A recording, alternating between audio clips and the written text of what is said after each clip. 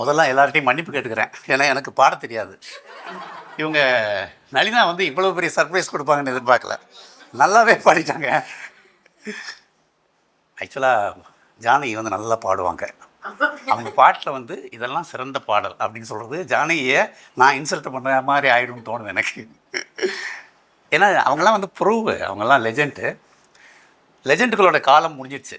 இனி ஒரு லெஜெண்ட்ஸ் உருவாக வாய்ப்பு இல்லை. இனி எல்லாமே short time temporary fast food மாதிரி தான். இனி எல்லா திறமைகளும் வந்துட்டு அடுத்த திறமை வந்தவுடனே இந்த திறமை கிளம்பி போயிடும். அப்படி தான் இருக்கும். இப்படி ஒரு சஸ்டெயின்டாக ஒரு 30-40 வருஷம் 45,000 பாட்டரமாக சொல்கிறாங்க. அப்படி ஒரு அச்சீவ்மெண்ட்டை ஒரு ஆள் கன்சிஸ்டண்ட்டாக பண்ணுறது இருக்கு இல்லையா. நம்ம கண் முன்னாடி இருந்தவங்க வந்து எஸ்பிபியும் ஜானகியும்.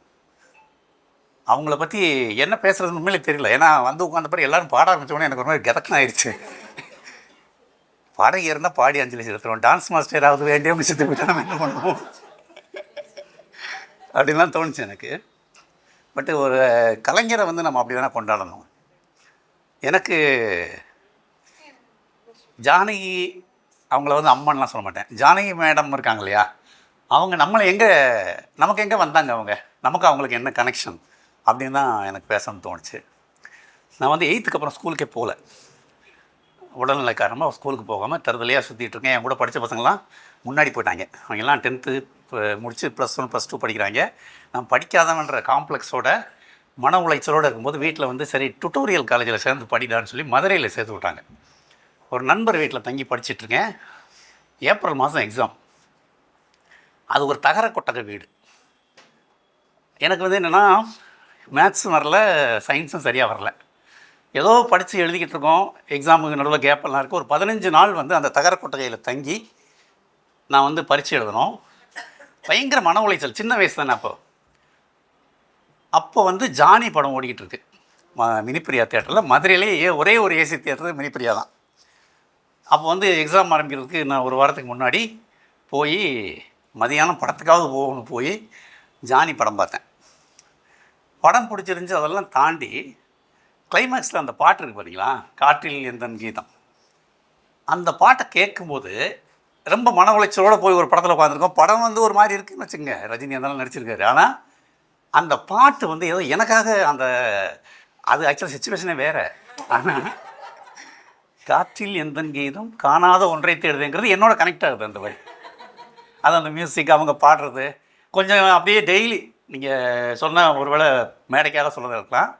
நான் பரீட்சை எழுதிட்டு வர வரைக்கும் எல்லா மதியமும் எக்ஸாம் முடிச்சுட்டும் அந்த படத்தை பார்த்தேன். ஒரு 20-25 தடவை அந்த படத்தை பார்த்துருப்பேன் நான். அந்த படத்தை அதே தியேட்டரில் அநேகமாக அந்த டிக்கெட்டில் இருக்கிறவங்களோட கவனிச்சிருப்பான். ஸோ அப்படி ஒரு நம்மளோட பர்சனல் கனெக்ட் ஆகிற ஒரு குரலாக ஜானகியம்மா குரல், ஜானகி மேடத்தோட குரல். மேடத்தை வந்து நான் ஒரு தடவை பார்த்தேன். விகடனில் இருக்கும்போது எனக்கு ஒரு இன்ட்ரெஸ்டிங்கான ஒரு அசைன்மெண்ட் நான் பண்ணேன். எம்பாட்டுன்னு அப்போது இருந்த பின்னணி பாடல்கள்லாம் பார்த்து அவங்களுடைய பாடல்களை பற்றி உரையாடுற ஒரு அதுக்காக இவங்களை பேட்டி எடுக்க போனேன். இவங்களை பேட்டி எடுக்க போயிட்டு அதாவது மால்குடி சுபாவையும் இவங்களையும் ஒரு வார இடைவெளியில் நான் பேட்டி எடுக்கிறேன். மால்குடி சுபாவை பார்க்க போகும்போது அவங்க வந்து ஒரு பயங்கர வைப்ரண்ட்டான ஒரு பர்சனாலிட்டி. அவங்க என்கிட்ட வந்து உற்சாகமாக பேசுகிறாங்க, பேசும்போதே பாடுறாங்க. அவங்க பாடின எல்லா பாட்டையும் பாடியே காமிச்சிட்டாங்க அவங்களோட பேசும்போது. அப்புறம் ஒவ்வொரு பாடலையும் அவங்க பாடுறதுக்கு என்னென்ன மெனக்கட்டாங்க அப்படின்ட்டு அவங்க என்ன சொல்கிறது, நம்மளை கேள்வியே கேட்கப்படலை, அவங்களே எல்லாத்தையும் சொல்லிகிட்ருக்காங்க. நேர் எதிராக இவங்க ரொம்ப சிம்பிளாக நம்ம என்ன கேள்வி கேட்டாலும் அது ஒரு பெரிய விஷயம் இல்லைங்கிற மாதிரியே பேசிகிட்டு இருந்தாங்க. அந்த டோனில் அவங்க ஒரு பேட்டியில் பார்த்தேன். நான் வந்து குரலில் நடிக்கிறேன் அப்படின்னு சொன்னாங்க அவங்க. அது வந்து நான் ஒரு ஆர்டிஸ்ட்டு, என்னுடைய குரல் நடிக்கிறேன். இவங்க இன்னொரு ஃபீமேல் வெர்ஷன் ஆஃப் எஸ்பிபின்னு தான் எனக்கு தோணுது. ஏன்னா அவங்க அந்த சிரிக்கிறது கொஞ்சிறது நீங்கள் எல்லோரும் இந்த பாட்டை பற்றி சொன்னீங்க இல்லையா, என்ன சொல்ல சிருங்கார ரசம்.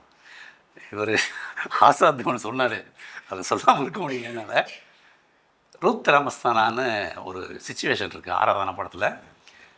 மலையில் நனைஞ்ச 2 பேர் வந்து ஒரு மாதிரி சேர்ந்துருவாங்க. அதை பார்த்துட்டு தமிழில் அதே மாதிரி டிட்டோவாக 3 பாட்டு இருக்குது.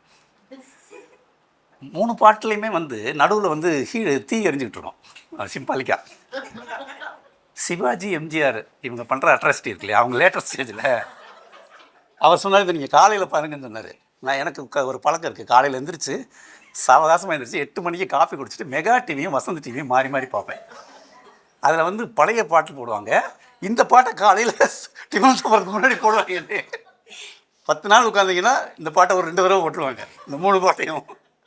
எனக்கு அப்போ தோணுச்சு, ஏன்னா ஹிந்தி பாட்டை பார்த்துட்டு சிச்சுவேஷன் சாங்கு, அந்த குரல் இருக்க ஹஸ்கி இதெல்லாம். அதில் கிஷோர் குமார் ஹஸ்கியாக பாடியிருப்பார். தமிழில் எஸ்பிபி அவரெல்லாம் தூக்கி சாப்பிட்ருவார். அது மாதிரி எஸ்பிபி மாதிரியே இது இவங்களும் அவங்களுடைய அந்த இந்த பாட்டு சொன்னாங்க இல்லையா, நேற்று ராத்திரி, அந்த மாதிரி பாடல்கள் அதெல்லாம் வந்து எனக்கு தெரிஞ்சு இளையராஜாவாகட்டும் இவங்களாகட்டும் அதை ஒரு விதமாக அதை ஒரு கீழ் என்ன சொல்கிறது, லோயர் டேஸ்ட்டாக, ஒரு சீப் டேஸ்ட்டாக அவங்க அதை பார்க்கல. அது ஒரு வெரைட்டி அப்படின்ற இடத்துல தான் அவங்க இது பண்ணுறாங்க. அதை அவங்க ரசித்து பண்ணுறாங்கிறது ரொம்ப முக்கியமான ஒன்று. ரசித்து பண்ணுறதுனால இன்றைக்கும் அதை நம்ம வந்து பேசுகிறோம். ஆக்சுவலாக நீங்கள் பார்த்து கவனிச்சிருப்பீங்க, சூப்பர் சிங்கர் மாதிரி இதுகளில் வந்து 2-3 பாட்டு தான் வந்து ஜெயிச்சுட்டே வருவாங்க. கடைசி ரவுண்டில் பாடுறதுக்கு சில பாட்டு வச்சுருப்பாங்க. அதில் முக்கியமான 2 பாட்டு, ஒன்று சிங்காரவேலன் தேவா, இன்னொன்று சின்னஞ்சிறிய வண்ணப்பறவை. சின்னஞ்சிறிய வண்ணப்பறவையில் ஜானகியும் டிஎம்எஸும் பாடியிருப்பாங்க. ஆக்சுவலாக சினிமா பாடல்களில் சேலஞ்சிங்கான பாட்டு அப்படின்னு ஒன்று சில இருக்குல்ல, சங்கீத ஜாதி முல்லை, சின்னஞ்சிறியவன். அது சின்னஞ்சிறிய வண்ணப்பறவை வந்து அவ்வளோ நல்லாயிருக்கும் ஜானகியோட குரலில். நான் ஜானகியோட குரல் இருக்கு இல்லையா, அது அந்த சாரதா பாடியிருப்பாங்க. அதில் இவங்களுடைய வீச்சுக்கு சாரதாவோட எக்ஸ்பிரஷன் ரொம்ப பரிதமாக இருக்கும் அந்த பாட்டில். சிவாஜி பின்னிடுவார், அவர் டிஎம்எஸ் எல்லாம் தூக்கி சாப்பிட்டுவார். ஆனால் ஜானகி வந்து கொஞ்சம் சாரதா வந்து தடுமாறுற மாதிரி இருக்கும். அந்த அந்த எக்ஸ்பிரஷனை இவங்களுடைய குரலுக்கு போட்டி போட முடியாது. அப்படி ஒரு ரொம்ப ரொம்ப என்ன சொல்கிறது, ஒரு உச்சமான ஒரு திறமைசாலின்னு தான் நம்ம சொல்லணும். நம்ம ஆக்சுவலாக ஒருத்தர் இறந்த உடனே நம்ம ஏன் அவங்கள பற்றி பேசுகிறோம்? இப்போ இந்த ஒரு மாதத்தில் பாரதி ராஜா, பாக்யராஜ், இவங்க அப்படி இறக்கும்போது நமக்கு நம்மளுடைய பால்ய காலத்தில் இவங்க நம்மளை ஏதோ ஒரு இடத்துல வந்து ஃபில் பண்ணிகிட்டே இருக்காங்க. நம்மளுடைய பர்சனாலிட்டியிலே இவங்களுடைய பாதிப்பு இருக்குது. அன்னக்கிளி வரும்போது, நான் ஸ்கூல் பையன், அன்னக்கிளி உன்னத்தை எழுதுங்கிற அந்த பாட்டு முதல்ல வந்து அது எனக்கு ஆண் பெண்ணுங்கிறதே இல்லை, அந்த பாட்டு தான் மைண்டில் இருந்துச்சு. அந்த பாட்டு வந்து அந்த ஹம்மிங் இருக்கு இல்லையா, அதை கேட்கும்போது நான் அப்போ வந்து எங்கள் மாமா ஊர்லேருந்து ஒரு 3 கிலோமீட்டர் பருத்திக்காடாக இருக்கும், அது வழியாக நடந்து போயிட்டு ஒரு ஸ்கூலுக்கு போயிட்டு வந்துட்டுருந்தேன். அப்போது இந்த பாட்டு, பண்ணைப்புறம்ங்கிறது அங்கேருந்து 3 கிலோமீட்டரில் இருக்க ஊர். அந்த ஊருக்கார தான் மியூசிக்னு சொல்லுவாங்க. எங்கள் மாமாவோட கிளாஸ்மேட் இளையராஜா. நான் நடந்து போவேன், இந்த பாட்டு ரேடியோ கட்டி போட்டுகிட்டே இருப்பாங்க. எப்போ கேட்டாலும், இன்றைக்கி நான் அன்னக்கிளி உன்னித்து எழுத கேட்டாலும், அந்த பருத்திக்காடு, அந்த வாசனை, அந்த வயதில் நான் உணர்ந்த மதியம் வந்து மாம்பழம் கொடுத்து விட்டுருப்பாங்க சாப்பிட்றதுக்கு. அதை பசங்களோட டிஃபன் பாக்ஸில் வந்து மாம்பழம் சாப்பிட்டுக்கிட்டே அந்த பாட்டை கேட்கும்போது அந்த மாம்பழ வாசனையெல்லாம் ஞாபகத்துக்கு வருது. ஸோ இந்த அளவுக்கு நம்ம மெமரிஸோடு சேர்ந்து உள்ளே இறங்கிடுதில்ல. அப்போ ஜானகியும் அந்த பருத்திக்காடும் அந்த மாம்பழமும் அந்த வயதும் வந்து ஒன்றா இருக்குது. இதில் ஜானகி இறக்கும்போது இது எல்லாமே வந்து எனக்கு டிஸ்டர்ப் ஆகுது. இந்த மனநிலை வந்து என்னை வந்து ஐயோ நீங்கள் திருப்பி அந்த இடத்துக்கு போக முடியாது. ஆனால் ஜானகி வழியாக நான் போய்கிட்டே இருக்கேன். ஜானகி பாடுறத டிக்ளேர் பண்ணாங்க, நான் வந்து இனிமேல் பாட மாட்டேன் அப்படின்னு. ஆக்சுவலாக அதுவே டெத்து தான். ஏன்னா நமக்கு அவங்களுக்குமான கனெக்ஷன் அங்கே கட் ஆகுது. ஏன்னா ஒரு பெரிய இடைவெளிக்கு பிறகு நான் கல்யாணம் பண்ண அந்த வருஷத்தில் நெஞ்சினிலே பாட்டு இருந்துச்சு. நான் வந்து என்னுடைய கல்யாண வீடியோ கேசட்டில் பாட்டு போடுவாங்கல்ல, அந்த பாட்டை தான் போட்டு வச்சுருக்காங்க. நீங்கள் நெஞ்சினிலை பாட்டு அவ்வளோ நல்லாயிருக்கும். ரஹ்மான் அந்த உயிரே ஆல்பத்தில் நெஞ்சினிலை வந்து கிளாஸாக தனியாக நிற்கும். அது அப்படி வரையும் ஒரு பாட்டு இல்லை. ஸோ இந்த மாதிரி நம்ம எமோஷனலாக நம்ம கனெக்ட் ஆன ஆட்களை இழக்கிறது இருக்குல்ல, இது வந்து நம்மளுடைய பால்ய காலத்தில் ஒரு பகுதியை நம்ம இழக்கிறோம். ஏதோ ஒரு பெரிய லாஸ் நம்ம ஃபீல் பண்ணுறோம். அவங்க வந்து பாடலை சரி சொல்லிட்டாங்க, ஆனால் அவங்க நம்ம கூட இருக்காங்கங்கிறத அதெல்லாம் இல்லை. இப்போ இறந்துட்டாங்கன்றது ஒரு தகவல் தான் நமக்கு. ஆனால் அவங்கள ரீகலெக்ட் பண்ணி பேசணும். இதன் மூலமாக நம்மளுடைய பால்ய காலத்தை நம்ம ஒரு தடவை ரிவைண்ட் பண்ணி பார்த்துக்கலாம். அப்புறம் நமக்கு எப்போவுமே ஒரு சின்னதாக ஒரு ஆசுவாசம் தேவைப்பட்டுகிட்டே இருக்குது. நம்ம ஒருத்தர் இறந்தவுடனே ஏன் போய் நிற்கணும், நம்ம ஒருத்தரை போய் இறந்தவங்க போய் ஏன் பார்க்கணும் அப்படின்னா, நமக்கும் அவங்களுக்குமான உறவு, மனநிலை, நம்மளுடைய அபூர்வமான சில தருணங்கள் நமக்கும் அவருக்கு இருந்திருக்கோம். அதை வந்து மரியாதைப்படுத்துறதுக்கு நம்ம போகிறோம். பாரதி ராஜாவுக்கும் நமக்கும், பாக்யராஜுக்கும் நமக்கும், ஜானகிக்கும் நமக்கும் என்ன இருக்குது? ஒன்றுமே இல்லை. ஆனால் மனசில் தோணிக்கிட்டே இருக்குது, என்றைக்காவது ஒரு நாள் எஸ்பிபியை புதைச்ச இடத்த போய் பார்த்துட்டு வரணும் அப்படின்னு தோணுது.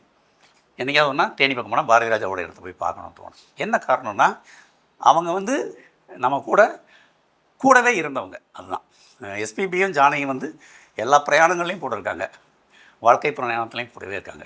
நன்றி.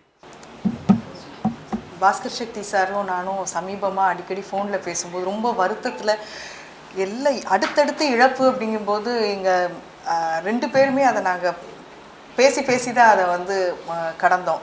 அவர் சொன்ன மாதிரி அவங்களுக்கும் நம்மளுக்கும் நேரடி தொடர்பு இல்லைன்னா கூட பாரதிராஜா அவர்கள், பாக்கியராஜ் அவர்கள், அப்புறம் இவங்க செழியன் அவர்கள் தொடர்ந்து வந்து ஏதோ ஒரு விதத்தில் நாங்கள் பேசி தான் அதை அந்த ஆற்றாமையை வந்து நாங்கள் இது பண்ணிக்கிட்டோம். நிஜம்தான், அவங்க பாலியத்தினுடைய ஒரு பகுதி இவங்க எல்லாரும்.